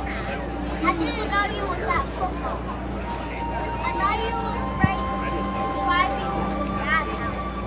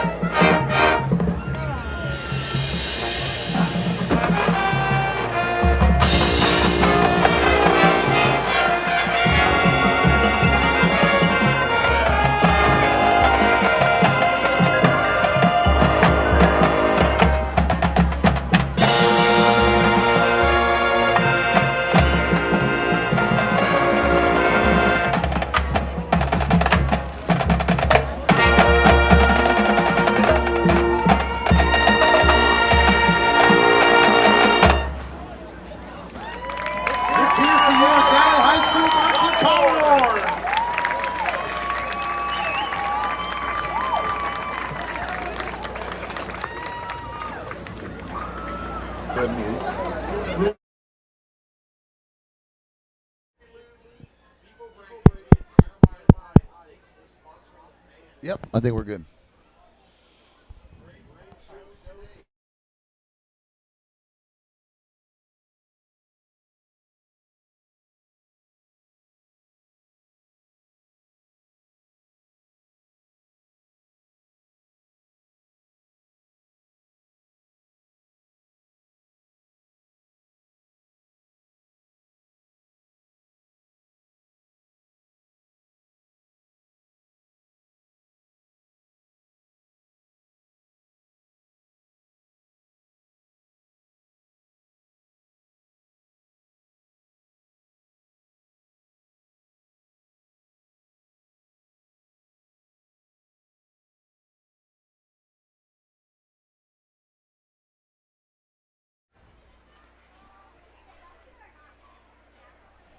All right, welcome back here to Commodore Stadium. And before we get started, we got 4 minutes to go here. So what I want to do real quick is just get Nick and Jackson's thoughts on the first half and what we saw here. And I think the consensus was, gentlemen, that not only did Merritt Island play with Eau Gallie in that first half, but outplayed them in a lot of stretches of that first half. Nick? I agree. You know, at the beginning of the game, it looked like it was going to be a one-sided game for sure. Merritt Island, few penalties, real quick interception for the pick six. You know, it started to get real scary, but to their credits, you know, they really held on and made some great defensive stops and then moved the ball down the field. Jackson, you and I talk about the Super 7 every week, and of course, you know, the 10 people, 11 people in our group chat go crazy as well. And, you know, there's always a varying degree of opinion, but there are 2 things that I believe I've learned tonight. Merritt Island is not the 6th or 7th best team in this county. They are better than that. And Eau Gallie is clearly the 2nd best team in the county. Yeah, I mean, I think what we've seen so far is definitely been a game of a few plays, and got to give credit to Merritt Island. They're playing with a lot of momentum going into the second half, but I also got to give credit to Eau Gallie. You got to look at this defense and where they've been able to make stops in short field. The offense just needing to get rolling. They were early, had 1 big touchdown, and they've been looking for the big play all night. They haven't been able to catch it a lot of times. They got the 188-yard touchdown, but their defense is still doing what their defense does. They've been handed some short field. They've made some good plays to stop them here, but Merritt Island's definitely putting the pressure on Eau Gallie, and this drive right here to start the second half is going to tell a lot of this tale. Now, let me tell you what's going to happen to start the second half. Tragically, over the summer, one of the greatest guys and a fantastic football coach tragically passed away. Now, in the course of a summer, there's a lot that goes on. There's a lot that happens. Sadly, I did not find out about this until about a month and a half ago, and it just absolutely broke my freaking heart, and I don't know any other way to say it. I had no idea that this occurred over the summer, and coupled on the fact that the county also recently lost another great, and Colin Turry, you know, it hit me. I mean, it hit me hard, and I'm talking about Butch Grantland. And Butch, Nick, you know what a great guy, I'm a fantastic football coach he was, and how much these kids loved him. And, you know, Butch was one of those guys, man, where he just left his presence. When you met Butch, you knew you met Butch. And the first time I had the great pleasure to meet Butch, he put my ass right in my place immediately when I met Butch. And I tell you what, it was from that moment, it was at Pop Warner Football over at Merritt Island in the ECC playoffs, and there was an issue with streaming, and Butch was upset with me, but at that moment, it was a mutual respect that him and I had, and we actually we messaged back and forth all the time, talked with one another, seeing him out here. I knew Butch was sick, but I had no idea that he had passed away. So we are going to honor Butch tonight to start the second half. And the way we're going to do that is one entire game clock, one entire minute of game clock. We will have no broadcast going on. And on the bottom banner of the screen, it will say, in honor of Butch Grantland. So the first minute of the third quarter will be in honor of the late, great Butch Grantland. And, you know, Nick, we just lose the good ones way too soon, buddy. Man, I had an opportunity to be on the other sideline against him numerous times in youth football. And, you know, to say that his team always held a high standard of play and professionalism is just not even giving it enough credit. You know, he held those kids to a certain standard, and those kids knew it, and those teams knew it, and that league knew it. And it was impressive always. What a great guy. Yeah, and you know, and they're going to put 2 minutes and 40 more seconds back on the game clock. And, you know, I often talk about the beauty of what we do isn't with what we see on the field. It is in the relationships that you cultivate them, and in the relationships that you cultivate and how you cultivate them. Butch was one of those relationships I cultivated through screwing up on my end the first time I ever met him. And, you know, very similar to Doug Butler when I first, you know, got a chance to know Doug Butler. Told him we would be at a cross-country meet in the morning. Unfortunately, we had some technical issues prior to the beginning of the night, and we didn't end up getting to bed till like 5:30 in the morning. Slept right through the cross-country meet, and Doug was nonetheless too pleased with us. And so let's just say he let his opinion be known. And it was from that Doug and I became very good friends and are to this day. And but it is these relationships that you cultivate with coaches and athletic directors and student athletes. I don't care what they do on the field. What I care more about than anything else is the human beings that they are in life. And I tell you what, in this county, there are a lot of pretty damn good human beings in life that I've come across that I am honored to say I know. And Butch Grantland was certainly one of those guys. Amen to that. So we will get set to start the second half here, and we will, again, not have any commentary for 1 minute of game clock, and that will be in honor of Butch. And then what will happen is Jackson will then just pick it up at the 14-minute mark of the third quarter as the teams get set to take the field. It's 13-6 Eau Gallie. They will be kicking off to Merritt Island. So without further ado, here we go with our minute of silence to honor Butch Grantland.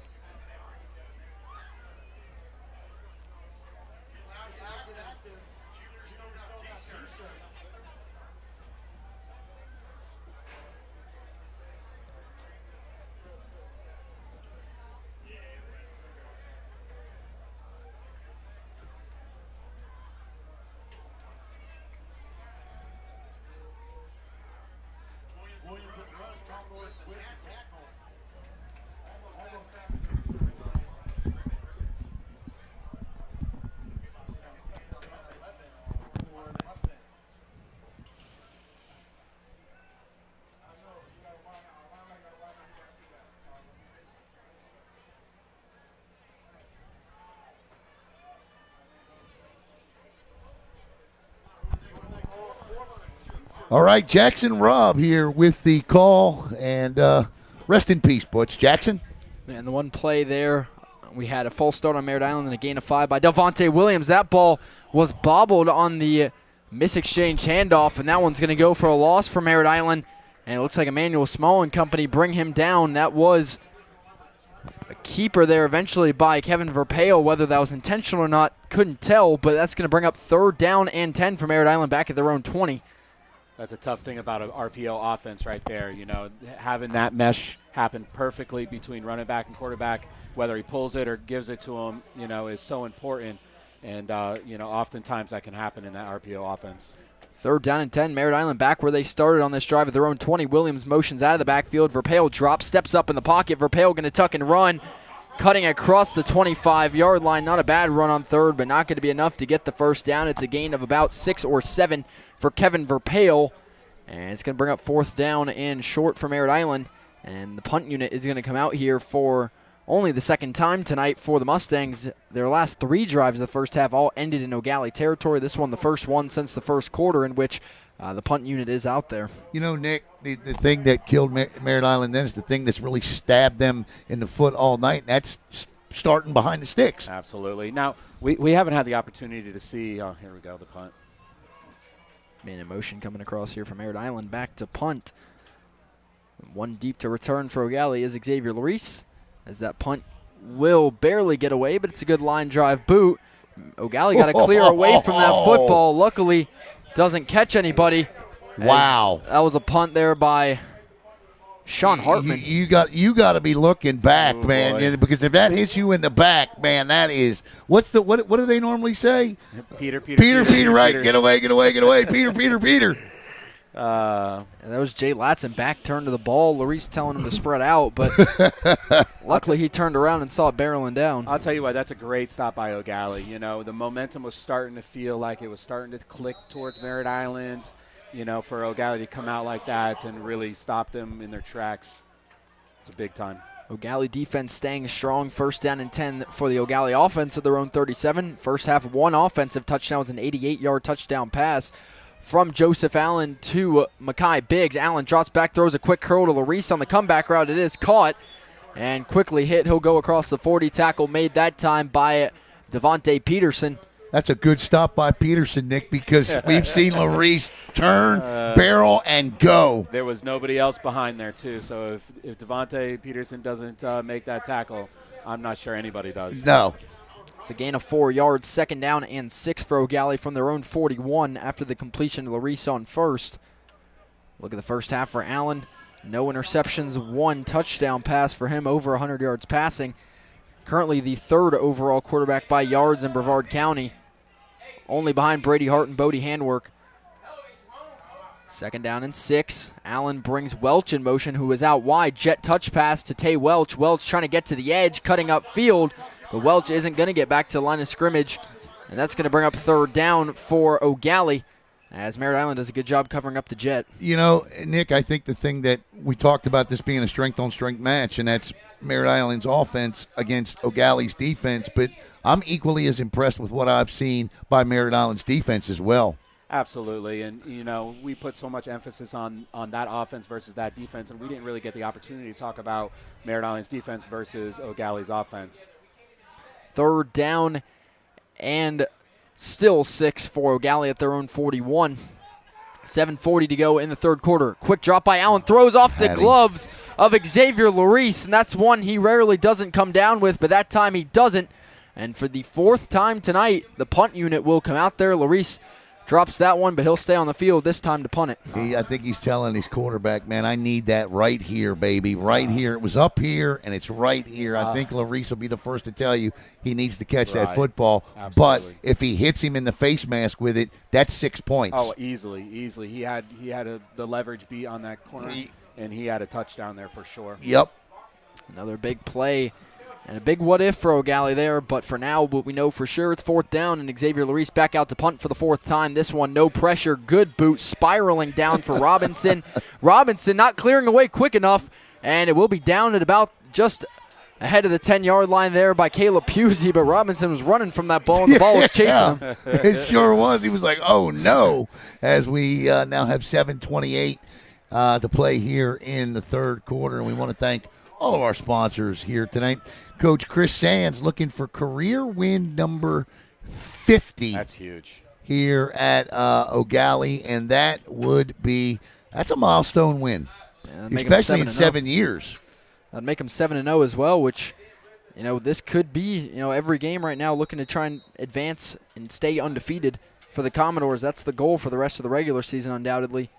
And with Palm Bay, Lincoln, and Melbourne coming up, undefeated 10-0's in reach. It sure is. Lincoln really is the only opportunity there to lose that undefeated opportunity, ranked 26th in the state. So that will be a tough one. It will be a tough one, but Eau Gallie looks good. First down and 10 for Merritt Island, though, at their own 11. This will be a handoff to Delvonte Williams. Williams trying to get around the edge, nowhere to run, and he'll pick up about 2 or 3 yards. And outside of that first big burst of speed, Eau Gallie's done a better job of containing Williams kind of closer to the line of scrimmage. And that's tough to do, but of all the teams in the county, you'd think Eau Gallie would be the ones that would know how to stop him. I thought coming into this game, Eau Gallie really did nothing to prove, but I thought if they could make it through this game, in other words, avoid being upset, they'd be just fine. For Merritt Island coming into this game, I thought they had a lot to prove because the average rank of opponents that they have faced at this point is 284, Nick, as opposed to 96 for Eau Gallie. So I think Merritt Island has more than held their ground here. Second down and 6 now for Merritt Island at their own 15. Verpale play fakes, throwing upfield, has a man open. Tobias Semper trying to close the gap, but again, just overthrown by a few steps. Coming over the top to try and stop him was going to be Kiani Gajardo, but luckily that ball was just overthrown. It's going to be third down and 6 for Merritt Island, but that's one they could have had for possibly 6. He sped the internal clock up there, Nick. He didn't have to, but he did, and if he has waited a split second longer, that could have been 6 for the Mustangs. And we saw that earlier in the first, or late in the first half also, that beautiful route by Tobias Semper, or maybe it was Doogie Robinson, forgive me, but Verpale sped up that time clock just a little bit and threw that ball over him. Yep. And a score that both Merritt Island fans and Eau Gallie fans need to keep an eye on. Titusville beating Satellite 31-0 in the 4th. Third down, quick throw on the curl, caught by Deshaun Thomas. Nice throw. Right at the line to gain. Did he fall forward? I think he did. First down. And that will be a first down. Merritt Island, nice completion there out to Deshaun Thomas. Yeah. And that will be a first down. That's a heck of a catch in traffic. That's a heck of a catch. And a great throw, too. He turned and he got walloped. To hold on to that ball, getting hit like that, that's impressive. All right, that'll bring us to the third quarter water break. But, I tell you what, Eau Gallie, I think the thing Eau Gallie needs to – and listen, you just can't let teams hang around here, and that's what Merritt Island's doing. They're hanging around. And here you go. It's 13-6. The score of that game 2 years ago, Nick, was 14-13. With a 2-point conversion to win it. Right, exactly. So here you go. Oh, boy. This is about how I thought this game was going to go. I came in. You did. You are the one that said it, yeah. And, I definitely feel like Eau Gallie is a better team than Merritt Island right now. So I thought they were going to get the win, which is obviously they're in the lead now. But low scoring, hard-hitting game. It'll be first down and 10 for Merritt Island coming out of the water break at their own 23-yard line as the clock winds, 6:25 and counting to go in quarter number 3. Still just a 7-point lead for Eau Gallie. Merritt Island starting with their deepest field position of the day on this drive. First down and 10. Verpale in the shotgun. Turns, gives to Delvonte Williams. Williams trying to get to the edge again, cuts it inside. Williams gets turned back. Flag comes in around where the tackle was made, but a lot going on in that area, so we will see what the call is. Yeah, I'm curious as to what this flag was thrown for. I feel like it might be a face mask. Yeah. It looks like it's going to be a hold on Merritt Island. Oh, is that what he said? I thought he grabbed his thing. Yep. Yeah, Okay, the way that he got tackled, it really looked like there was some type of horse collar or face mask there. But hold on Merritt Island, it looks like. That's costly. Let's be honest here, gentlemen. We have reached halfway through the third quarter. We've seen Eau Gallie now play Titusville. They didn't score an offensive touchdown in that game. Okay? They've got one here tonight. Are you concerned going down the stretch about your offense against good defenses? Because right now, I don't know offensively if the Commodores are doing enough to play deep into November. I just get worried about consistency because you know the talent's there. You saw the 40 against University, which is not a slouch of a defense, one of the better ones they've played, and they absolutely exploded. So you know it's there. The concern is just how do we activate it. First down, that one thrown into double coverage. That's a dangerous ball, and luckily one you will get back if you're Merritt Island as he looks for Deshaun Thomas on the quick hitch. Brings up now 2nd down and 20 for Merritt Island. What do you say, Nick? You know, it's funny because people will go both ways. They will say not consistent enough, you know, those type of things. And they will also say, well, really good teams find a way to win hard games. You know, whether it's by a special teams touchdown or a pick six or whatever it happens to be. You know, those teams find ways to win. That's a good point. That's a great point. And that's one, if you see Eau Gallie at 10-0, you can't really complain. No, you can't. Haven't lost a game going into the playoffs. 2nd down and long for Merritt Island after the hold and then the pass. This one's going to be a keeper for the quarterback, which looked to be Sean Hartman in there, and he's not going to get a lot there on 2nd and long. Brings up 3rd and long now for Merritt Island, and again they get caught behind the sticks and looking to play one downfield. They've had a few deep balls, have just been a yard off. We'll see if they try one here. You know, we've only had the opportunity to see Merritt Island play in county or play on film, I think, twice this year. And both times I would say I've seen playing behind the sticks a lot. Penalties, things that they could fix or should be fixed to make this team a better team. Yeah, no, I agree with you. 3rd down and 14 for Merritt Island at their own 19. First down has them at their own 33. Here comes the wide receiver screen. Quads near side. Watch Williams. He turns, has the screen. Pocket stepping up, and sacked goes for Pale as brought down by Josh Roberts and Brandon Brown in the backfield, the FAU and LSU commits respectively. And that's going to be another punt to end this drive here in the second half for Merritt Island. On 4th and very long inside their own 15. They moved the chains once, but they're back beyond where they started. And again, the Eau Gallie defense coming up big here in this game. Going to give their offense the ball back. Boy, the Mustangs are in a spot here because Larice is standing at the 50, and it's hard to kick away. Unless you just kick this thing out of bounds. At this place, at this area, it's hard to kick the ball away from a guy you don't want to kick to.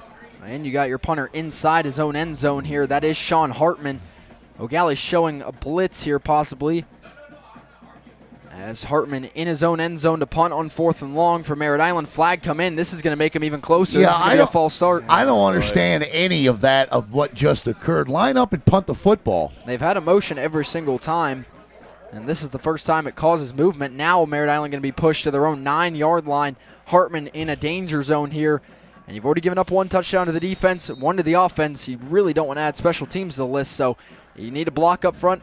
Play a safe man up front and make sure you get this ball away, but then got to flock down to Larice if he returns it. And not a good scenario for Merritt Island. And the best punt kick returner in the county standing at his own 45. Hartman close to the line, gets that one away clean. Larice running back, and he's not going to return it. That's a perfect scenario for Merritt Island. But still for Eau Gallie, they will start in Merritt Island territory, 1st down and 10. That's about the best you can ask for in that situation. Yeah, I think it's a terrific job Absolutely. by Hartman to keep it away from him and even angle that ball out of bounds at about the midfield stripe. But here, if you're this Commodore offense, I mean, you have got to find something here. Even if it's going back to that slant pass or whatever it is, whether it's feed one, you've got to get in a rhythm. And I still think this is an offense without an identity from what I've seen tonight. And I may be wrong here, but I think this is their first time across midfield, despite the score, because their one score was at their own 12-yard line. So it's 1st down and 10. Eau Gallie across midfield for one of the first times at the Merritt Island 48. Quick throw by Allen. There's Xavier Larice. He catches that one across the 40, and that's going to be an Eau Gallie 1st down. A quick chain movement there is exactly what you need. And there's Larice making a quick grab in the 1st down. They've loved that play all night, and it connects there for 11 yards. That's the guy you got to get involved. Absolutely. Listen, you got to put the ball in X man's hands, put him in space, and let him do what he does. It is 1st down and 10 now for Eau Gallie at the Merritt Island 38-yard line. Farthest they've been down the field tonight. And it's 1st down. Allen drops back to pass again. Trips right side. They all curl. Going deep. Larice is there, but it's overthrown. And it could have been a touchdown there if it hits him. Larice is slow to get up, which is never what you want to see. I think he just got the wind knocked out of him a little bit there. But Larice just ran right past everybody on the football field. I think he even outran the yard line. And, he just overthrew him. I mean, he just overthrew him, and that's as simple as that. That was a hitch-and-go route, and, one of the toughest things about that route is the timing of it. To be as a quarterback to know how fast your receiver is going to speed up after showing the hitch is really a tough throw. He made them bite on that throw that route so bad, it was a beautiful route. I had a thing I used to do in my head if I knew I was going to throw the hitch, and that was double count in my head. 2nd down and 10, handoff to Tay Welch. Good blocking down the sideline. Welch, 1st down and more, across the 25, inside the 20. And that's a big run for Tay Welch, a gain of about 18 yards when it's all said and done. 1st down, Commodores knocking on the door of the red zone. That's a great run, the one they finally needed for Welch to break free. Because let's be honest, Nick, high school quarterbacks don't lock on the receivers, do we? No, never, right? No, never. I know I never did, sure right? Not. Shoot, if I knew I was throwing something, I'd be like, all right, Alan, 3 seconds, get rid of it. Just throw it. I don't care who's there. Gain of 18 by Welch, 2:20 to go in the 3rd quarter. Eau Gallie in the red zone for the first time tonight. It's 1st down and 10. Commodores at the Merritt Island 20. Allen in the shotgun. Merritt Island brings blitz. Play fake. Allen rolls out wide open upfield. It is caught. Oh, he dropped it. And it's dropped at the end of that play. That ball right in the breadbasket for Darren Colpetzer. Incomplete. It'll be 2nd down and 10. You can't fault the quarterback on that one. He dropped it right in there. That was a beautiful throw. I'll tell you, Cortland Campbell, number 2 there, he never gave up on that ball. He played that ball. When he got it in his hands, he was still playing that ball. That's textbook DB play right there. We'll bring up 2nd down and 10 for Eau Gallie at the 20 after the drop touchdown there by Colpetzer. It'll be a bunch trips to the near side. All the receivers in a triangle formation. One receiver to the far side. And that will be a handoff to Tay Welch to the near side again. Cutting upfield across the 15-yard line. Welch cutting back and forth, pushed forward. He will be short of the line to gain, but it is a good gain on 2nd. Makes it 3rd and short for Eau Gallie inside the Merritt Island 15. With about 13, 14 minutes to play in this game, 2 minutes to go in this quarter. Now we're going to find out who the better conditioned football team is right now, Nick. And right now, Tay Welch wearing down a little bit. Not Tay. He's wearing on that Merritt Island defensive line a little bit right now. I absolutely agree. The ground and pound, the two teams beating each other up. You're right. Going into this 4th quarter, we'll see it. It'll be 3rd down and 4 for Eau Gallie at the Merritt Island 14-yard line. 1:20 to go in the 3rd quarter. Commodores lead by 7, looking to make it 2 scores with this drive. Merritt Island shows blitz. They bring it. Allen drops back, throws the out route, and he overthrows his receiver, who was wide open. That was Jay Latson. And now it is 4th down and 4 for Eau Gallie at the Merritt Island 14-yard line. From here, it'd be about a 31-yard field goal. You've missed an extra point tonight. It's decision-making time. If you're Eau Gallie, what do you do? They're going to go for it. They're going to go for it. And I think they've only attempted one field goal on the season, so I think everybody knows we're going to. I don't know. If they got a kicker, I don't know if I agree with this. I think you try to make this. You could go up by 10. Yeah, I think you make it a 2-score game. Yeah, if you can. If you got a kicker. If you don't, well, you got to go for it. But I think they got a really good kicker who transferred from Merritt Island. Yeah, they keep Chase Karpowicz on the sideline. 4th down and 4. Eau Gallie's going for it from the Merritt Island 14. Allen in the shotgun. Might try and draw him on off. 4th down, no hard count. Allen drops, throws to the end zone. That's a flag. And he's going to get the flag, and it is a flag. And that's going to be an Eau Gallie 1st down as Latson was clearly held there trying to make an effort on the ball, which I think may have been slightly overthrown, but thanks to the penalty, it's going to be a 1st down for Eau Gallie. So that's going to be half the distance to the goal line, and that's going to be 1st down for the Commodores. And so, I mean, he wasn't held. He was tackled at the goal line. So bugged even. So, I mean, just – and the unfortunate part for the Mustangs defense is that not a completed pass. No. At all. I mean, that ball wasn't even close. And so – But thanks to the penalty, it'll be 1st down and goal. Eau Gallie for the first time from the Merritt Island 7-yard line. 1:05 to go in the 3rd, and the Commodores are looking to go ahead by 2 scores. Allen in the shotgun with both Welch and Small to his left. Man in motion, jet touch pass to Xavier Larice. Larice up the middle. I thought the ball came out, man. It looked like that ball came out, didn't it? Oh, my goodness. Down to the 5 that time to bring up second down and goal for Eau Gallie. Larice is contained inside that time. And that will bring up second down and goal for the Commodores. Coming up 6. Coming up tomorrow night on Brevard Sports Network, you're going to see more high school football as Vieira will host Osceola in a big district clash. And I will be bringing you middle school basketball from Jackson Middle School tomorrow. So I'm excited for that. Jackson and Caleb will be on the call tomorrow night from Vieira and Osceola. Unless Nick wants to join them, he's more than welcome. We're always looking, always looking. Nick, you having a lot of fun doing this? Man, I've had a blast this year so far, for sure. Oh, that's good. Clock going to continue to wind. 30 seconds to go in the third. If you're Eau Gallie, you're just fine with that. It'll be second down and goal. Commodores at the 6. Only a gain of